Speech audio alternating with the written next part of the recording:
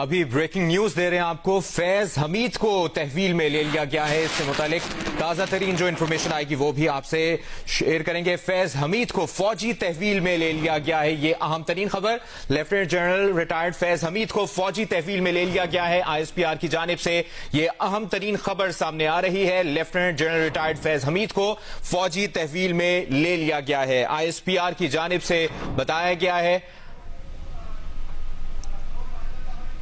Court martial کا عمل بھی شروع کر دیا گیا ہے، آئی ایس پی آر کی جانب سے یہ اہم ترین انفارمیشن شیئر کی گئی ہے۔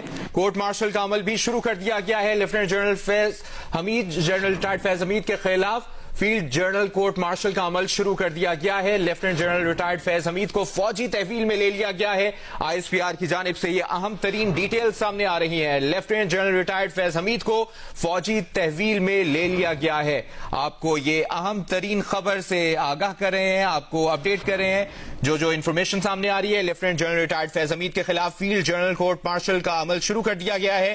لیفٹیننٹ جنرل ریٹائرڈ فیض حمید کے خلاف پاکستان آرمی ایکٹ کی دفعات کے تحت مناسب انضباطی کارروائی کا آغاز کر دیا گیا ہے۔ زرمین زہرا نے ہمیں جوائن کیا ہے۔ جی زرمین بتائیے۔